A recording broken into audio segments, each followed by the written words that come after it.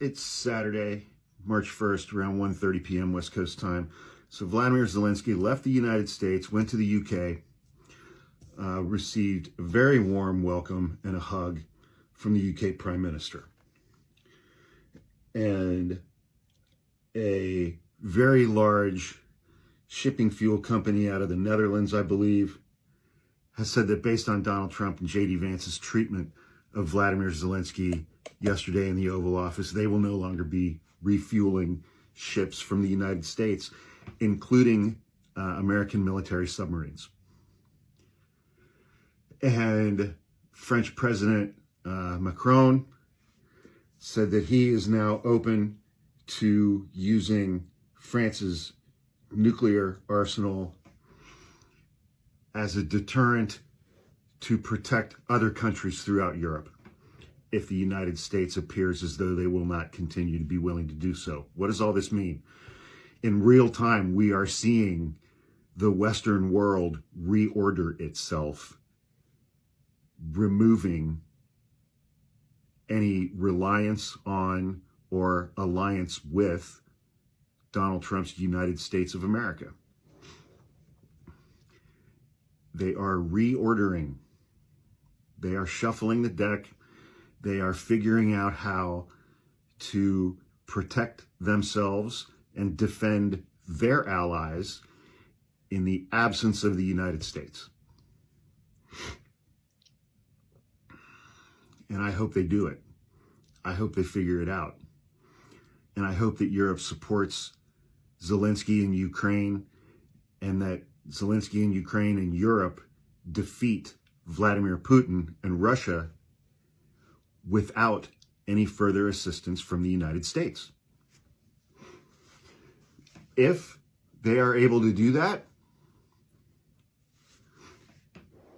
it will render Donald Trump and J.D. Vance and Trump's United States irrelevant on the world stage.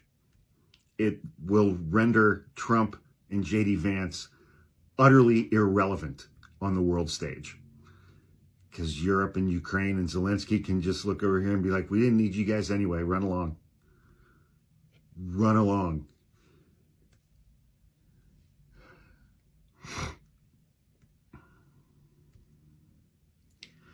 You know, because the president of the United States now is rooting for Russia in that conflict.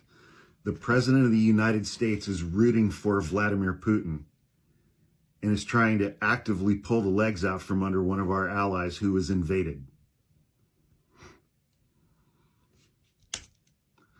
And, you know, the reordering of the developed world of Western democracies is not just going to be militarily, it's going to be economically.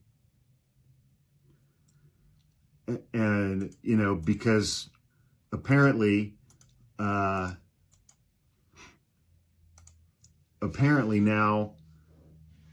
Trump is going to put 25% tariffs on Europe after having done all of this.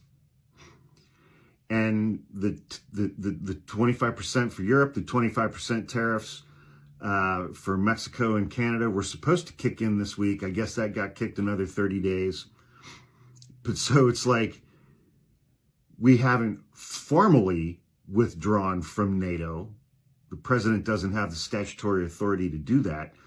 But we have effectively withdrawn from NATO. We've made it very clear that we are not going to lift a finger to protect our allies in Europe. And he's about to attack them economically as well. And he's going to do that a month from now to Canada and Mexico. So he has very also plainly signaled in Asia that China can do whatever the hell they want to with Taiwan. We're not going to. You think we're going to get in the middle of that after we abandon Ukraine? The world is going to reorder itself militarily and economically without us as much as it possibly can. Economically, it would be much more of a challenge. But, I mean, here's the thing. I heard a quote on a podcast yesterday. God blesses us by making us lucky. Then he curses us by making us think that we're smart. And Donald Trump is the luckiest motherfucker on this planet, man. But now he thinks he's smart. He doesn't understand the implications of any of these things that are happening right now. He doesn't understand that the UK, France, Germany, Finland, Sweden, the Netherlands, all European countries, they're getting ready to have an emergency meeting to figure out what to do, how to support Ukraine, and how to reorder their NATO alliances in the absence of the United States. And Donald Trump is also about to attack them economically with his bullshit tariffs. Our allies for 80 years. And Donald Trump doesn't understand any of this stuff. And your average Trump supporter understands these things even less than Trump, if you can imagine that.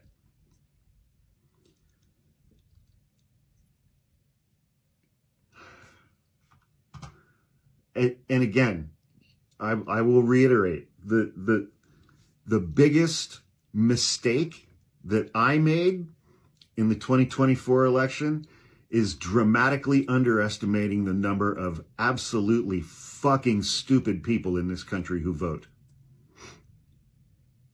Because it's a majority. And they are morons. And they are gullible. And they are easily manipulated.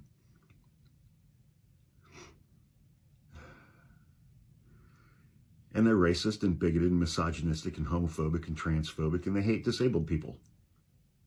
But they showed up. They showed up. Several million Joe Biden voters from 2020 did not show up in 2024 for Kamala Harris. And I think the number of eligible voters who stayed home, I think that number was larger than the total number of votes that either candidate in the election actually got.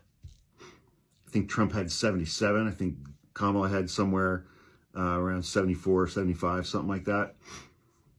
And the number of eligible voters who just stayed home was around 90 million people.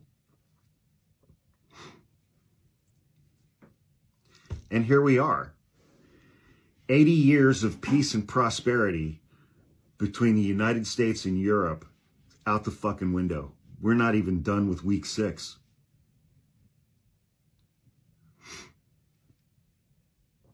But, as always, it is more important now than ever to support Ukraine. I will tag Tom at Dagger Studios. He makes and sells these t-shirts and hoodies and merch and that directly benefit Ukraine's orphanages in Ukraine and emergency medical supplies for Ukrainian citizens. It's Tom at Dagger Studio. If you're watching this on YouTube, you can just Google that and you'll find him. But, I mean, we have been taken over by a kakistocracy. Our government is being run by the dumbest motherfuckers in this country who were voted into those positions by the other dumbest motherfuckers in this country. And that's where we're at. And none of them understand any of the implications of what just happened and where it's going to go from here. Not one.